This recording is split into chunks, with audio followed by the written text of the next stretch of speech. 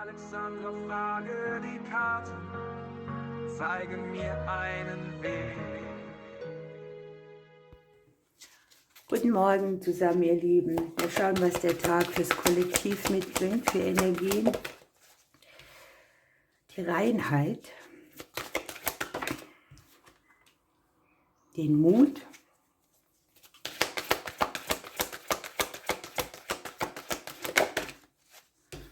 und die Flexibilität. Ich lasse gerade mal noch ein paar Lennys drauf springen. Oh, da fehlt mir die Hälfte.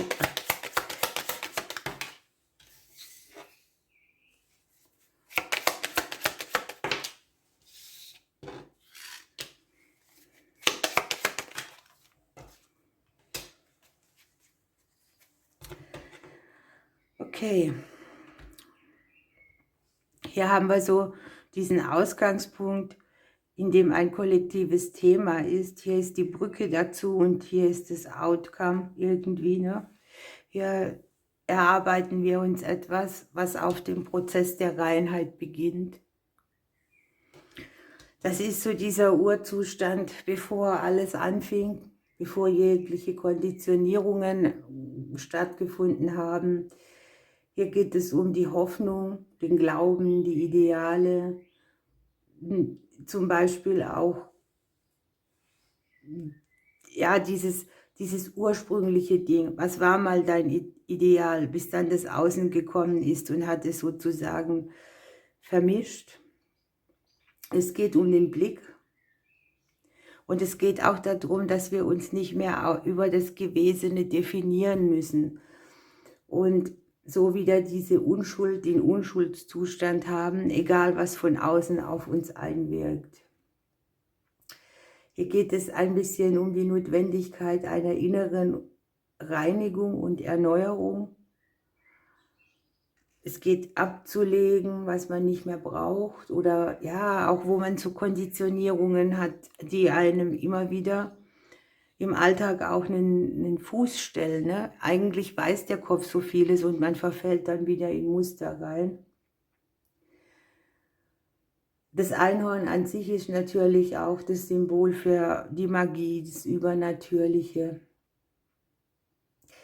Die Karte lässt auch wissen, egal welche Träume du hast, es ist immer möglich, etwas wahr werden zu lassen. Und es geht so um einen Reinigungsprozess im Leben, wo man jetzt sagt, so ich erobere mir meine Unschuld zurück. Ich habe eine reine Seele, die Vergangenheit ist durch und egal.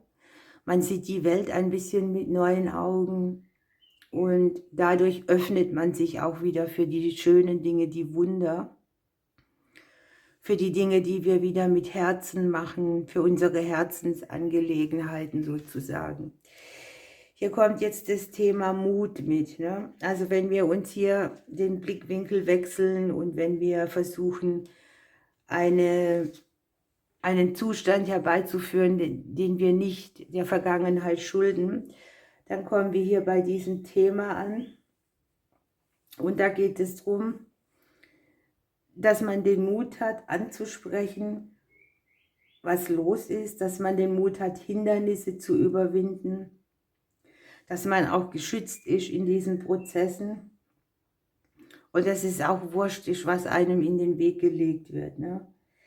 Ja, die Espe, die hat ein großes Wurzelgeflecht sozusagen und da ist alles miteinander verwoben, da gibt es Unterstützung.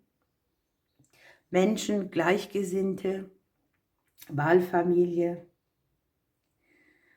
Nachbarschaften, also alles, was sich so um einen schert, wo die gleiche Meinung hat, die gleiche Herzensangelegenheit, kann hier zusammenarbeiten. Und da geht es einfach darum, dass man sich mutig, vielleicht auch gemeinsam mit Ausdauer in Gemeinschaft der Herausforderung stellt. Auch Hilfe annimmt. Ne? Es geht um den Resonanzbereich des eigenen Herzens. Für sich aufstehen, für seine Sachen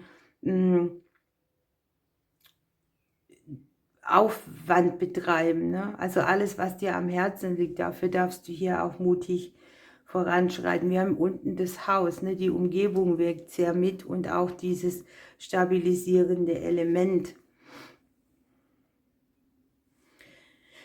Wenn wir hier dann mit Mut hinstehen und gemeinsam oder vielleicht auch für sich selbst irgendetwas durchsetzen, kommen wir hier an dem Punkt an dem wir einfach so flexibel wie möglich unser neues Kapitel aufschlagen. Das heißt, wir sind nicht stur, wir ziehen nicht nur unser Ding durch, so wie wir es kennen, sondern wir versuchen flexibel vorzugehen. Man verrät sich dadurch auch nicht selbst, wenn man Dinge mal anders macht, wenn man sich den Gegebenheiten so stellt, wenn man anpassungsfähig ist. Sturheit ist ja halt jetzt so ein Punkt, ne? Was bringt es am Ende? Es bringt ja kein Stück weiter, wenn irgendwas nicht weitergeht. Hat das mit für sich einstehen und flexibel sein zwei andere Dinge auf sich, anstatt immer die gleiche Tür zu öffnen und am gleichen Ergebnis rauszukommen oder an gar keinem. Ne? So, hier haben wir die Weide, die kann Stürme überleben, die Äste sind biegsam. Und so dürfen wir auch den Herausforderungen des Lebens begegnen. Und wir dürfen für Veränderungen offen sein, denn manches entwickelt sich hier auf so unbekannte Weise. Ne? Etwas, was wir vielleicht auch so gar nicht kennen, zeigt sich hier. Wir können uns dadurch auch Erfahrungen schaffen und für die Zukunft eben dann auch stabiler mit allen Situationen umgehen. Schauen wir, welches Krafttier hier mitkommt.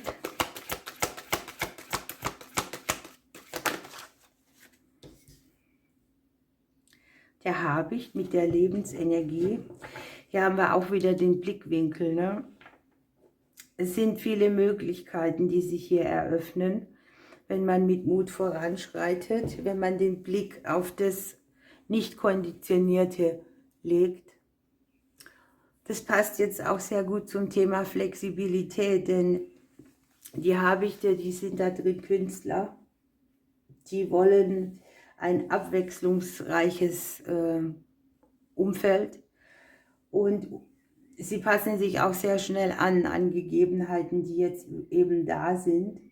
Sie sind sehr kreativ auch.